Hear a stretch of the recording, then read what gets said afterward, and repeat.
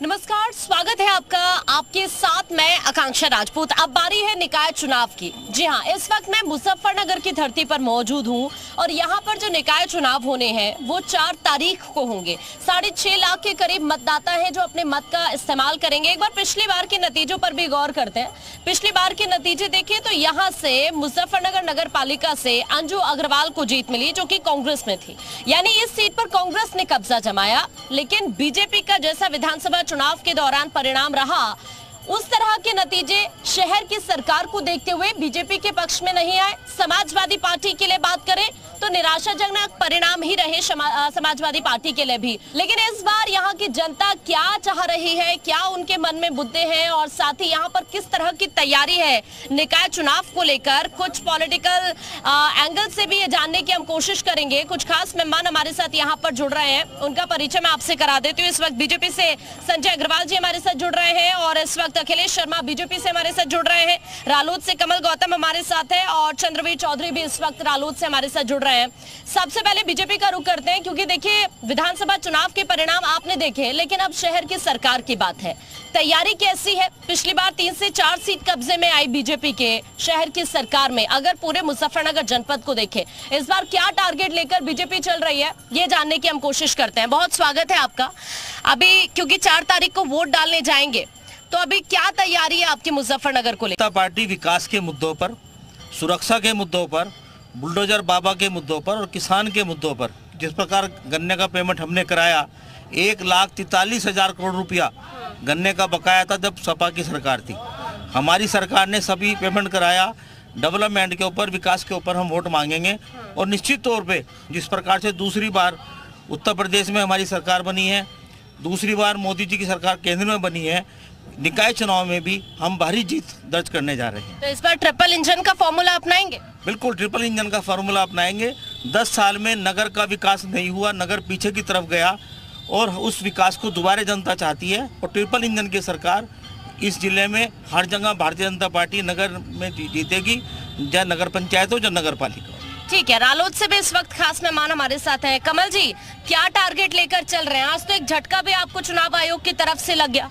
देखो, चुनाव आयोग की तरफ से कोई झटका नहीं है। अभी राहुल गांधी जी की सदस्यता खत्म हुई है, लेकिन उसके साथ साथ उन्हें अपील करने का टाइम भी तो मिला है। ऐसे ही हमारे पास जो हमने विधानसभा चुनाव लड़े, तो विधानसभा चुनाव के पास तो हमारे पास एक ही सीट थी, वो भी राजस्थान में। उस समय हमें नलके का चुनाव चिन्ह मिला था। अब तो हमारे पास 10 विधायक है, 1 राज्यसभा सांसद है, तो झटका कहाँ है? तो ये तो ठीक है। निकाय को लेकर क्या तैयारी है? निकाय को लेकर हमारी गठबंधन की पूरी तैयारी है। हम लोगों के 3 पार्टियां गठबंधन है। जब तक हम लोगों का गठबंधन है, हम लोग गठबंधन के प्रत्याशी आपस में बैठ के तय कर रहे हैं और बहुत ही मजबूती से चुनाव लड़ाएंगे। और अभी हमारे पिछली बार के परिणाम तो बहुत ज्यादा निराशाजनक थे आपके लिए। देखो, राजनीति में समय बदलता रहता है। उस समय विधानसभा चुनाव के दौरान भी आपका समय नहीं आ पाया। विधानसभा चुनाव के दौरान कुछ रही है गलतियां, लेकिन उसमें ऐसा नहीं है कि भाई हर चुनाव इस तरीके से रहेगा। अभी हमारे भाई बोल रहे थे विकास कार्य के मामले में, एक तो यहाँ से पुल बनाया है समाजवादी सरकार में अखिलेश जी ने, एक बनाया बसपा सरकार में जानछोट पुल रेलवे के। उनके पीछे आज तक 10 साल से टाइल नहीं लगी उन पे। क्या विकास कार्य की बात करते हैं? और ये बात 10 साल की बात करें, 10 साल से तो नहीं लोगों का राज चल रहा है। ठीक है, ठीक है, आप जल्दी से जवाब दे दीजिए। 10 साल से कांग्रेस का राज है नगर पालिका के ऊपर। प्रदेश और देश में हमारा राज है। चारों तरफ हाईवे बन रहे हैं। मेरठ से दिल्ली का हाईवे बना है, मुजफ्फरनगर से देहरादून का हाईवे बना है, शामली से एक नया हाईवे देहरादून के लिए बनने चाह रहा है जो दिल्ली से चलेगा। 2 घंटे में देहरादून पहुंचेंगे दिल्ली के लोग। दिल्ली से बागपत रोड वाला, सहारनपुर वाला हाईवे बना है। रेलवे लाइन डबल लाइन हुई है। रैपिड ट्रेन का काम चल रहा है जो मुजफ्फरनगर में। अभी मैंने कुछ लोगों से बात की तो उन्होंने भी कहा कि कई वो जगह जहाँ पानी भरता है अभी भी दिक्कत है, ये सड़कें अभी भी खराब है मुजफ्फरनगर। नगर पालिका में हमारा शासन नहीं था। 10 साल से कांग्रेस का शासन था। कांग्रेस के शासन में विकास नहीं हुआ। अब टारगेट क्या लेकर चल रहे हैं? हमें विकास करना है और जनता इस बार बीजेपी की नगर पालिका में भेजने वाली है। पिछली बार क्या कमी रह गई? अभी आपने कहा 10 साल से यहाँ पर कांग्रेस का राज रहा नगर पालिका में। जो कमियां रही हैं उसको हमने आत्मचिंतन किया है और इस बार वो कमियां हम दूर करेंगे और पालिका पे हमारा कब्जा होगा। ठीक है, ठीक है। अब यहाँ पर कुछ लोग भी मौजूद हैं, उनसे भी जानते हैं कि वो यहाँ के विकास को लेकर कितने सहमत है। और जैसा कि अभी आपने सुना भी कि वादे और दावे दोनों ही तरफ से किए जा रहे हैं। ये भारतीय जनता पार्टी में तो रही पूरे 5 साल, तो कैसे नहीं कह सकते हैं लोग? पूरे 5 साल भारतीय जनता पार्टी का झंडा लगा रहा है, नगर पालिका का उनका चेयरमैन बोर्ड लगा रहा है। मैं पंडित सतीश शर्मा मुजफ्फरनगर से। मुजफ्फरनगर में सपा के राज में आज तक जितना भी शासन हुआ योगी मोदी जी के बाद जो हुआ, वहाँ गुंडागर्दी थी। अतीक अहमद को देख रहे हैं आज जेल में, मुख्तार अंसारी जेल में है। भाजपा के राज में, योगी जी के राज में जनता में खुशहाली है, जनता चाहती है योगी राज। बाबा बुल्डोजर किसान खेत छोड़कर सड़कों पे है, बताओ भाई। नहीं, किसान खेत छोड़कर सड़कों पे है। ये मुख्तार अंसारी को उठाओ घूम रहे। अरे और भी भाजपा में गैंगस्टर नहीं है, बताओ। बड़े से बड़े घोटाले कर किसान तो घुमा दिए, सरकार में किसान तो फॉर्च्यूनर घूम रहे हैं। लेकिन मैं भी किसान का बेटा हूँ, मैं भी घर में भी खेती होती है, कोई किसान सड़कों पे नहीं है। जो फर्जी किसान है वो सब नितिन गडकरी जी ने हाईवे निकाल ले, नितिन गडकरी हाईवे निकाल ले, जमीन किसी किसानों की। किसान आज करोड़पति हो गए। ठगबंधन है, ये ठगबंधन है जो मुजफ्फरनगर में गुंडागर्दी की है। मैडम केवल नगर पालिका के ऊपर ही बात की जाए, ये मुद्दा नगर पालिका का है, ये डिबेट में नगर पालिका के ऊपर है। वर्तमान में जो हमारी अंजू अग्रवाल रही थी, उन्होंने कोई विकास नहीं किया है, कोई कार्य नहीं किया है मुजफ्फरनगर के अंदर। मुजफ्फरनगर डूब चुका है। वे भाजपा में तो वे अपने किसी कार्य के लिए बाद में आई थी, लेकिन कांग्रेस में ही थी।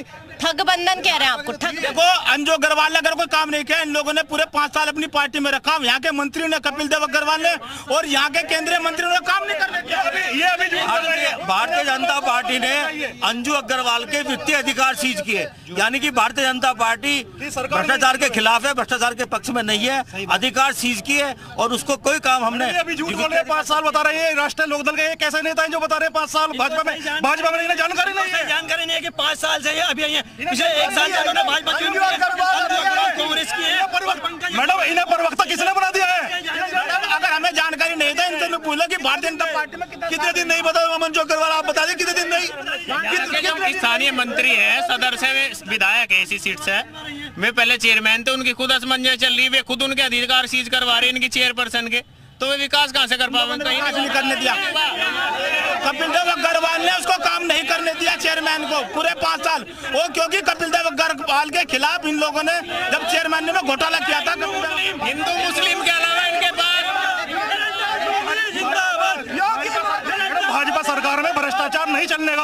और अंजू अग्रवाल जी, चाहे भाजपा का भी कोई हो, योगी जी छोड़ने के लिए, चाहे भाजपा का भी कोई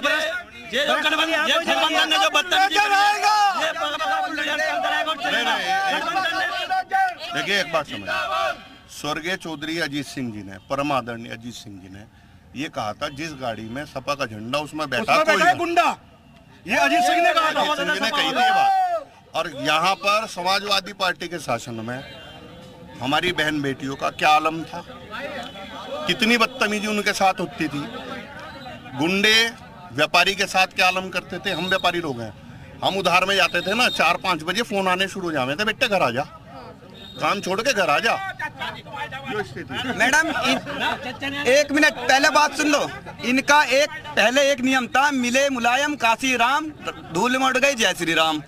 अब मिले मुलायम काशी राम तो इन्होंने बोल दिया, जब इन्होंने श्री राम की नहीं माननी। अब श्री राम भारतीय जनता पार्टी ने अयोध्या में मंदिर बना दिया, इससे पहले सरकार में क्यों नहीं बनाया? आने वाली 10 साल भी, 50 साल भी, 100 साल पीढ़ी भी हो, तो राम मंदिर बने नहीं था। अब ये घोटाले की बात कर रहे, बदमाशी की बात कर रहे।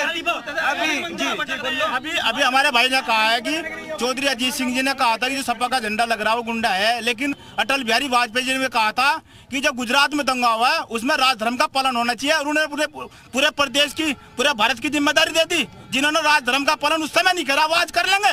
सब जगह दंगा, गुंडागर्दी और जातिवाद, धर्मवाद की लड़ाई करवा। अच्छा, अभी निकाय चुनाव को लेकर पसमानदा सम्मेलन हो रहा है, कह रहे हैं कि हम मुस्लिम समाज से भी सदस्य को मैदान में उतारेंगे। मुस्लिम समाज को भी हम यहाँ पर तवज्जो देने पर। देखो, जो भी हमारे यहाँ से कैंडिडेट मजबूत होगा, जब वो किसी भी समाज, जाति, धर्म का हो, हम कैंडिडेट को गठबंधन के इशारे से उतारेंगे हम लोग। अभी मुजफ्फरनगर के विकास की हम बात कर रहे हैं। देखिए बुलडोजर एक्शन की भी बात हो रही है, जो कार्य हो रहा है, सहमत है आप उससे? कोई सहमत नहीं है। बुलडोजर सिर्फ जो है विपक्ष पे चल रहा है। जो नीरव मोदी भाग गया पैसा लेकर, उस पर कहाँ बुलडोजर चला। अब जो है मोदी जी है, सरकार है, ईडी का डर दिखा के किसी की सदस्यता रद्द करवा के तानाशाही का शासन लाना चाह रही है और जनता जो है तानाशाही से त्रस्त है और जो है निकाय चुनाव में इसका जवाब देगी और जो है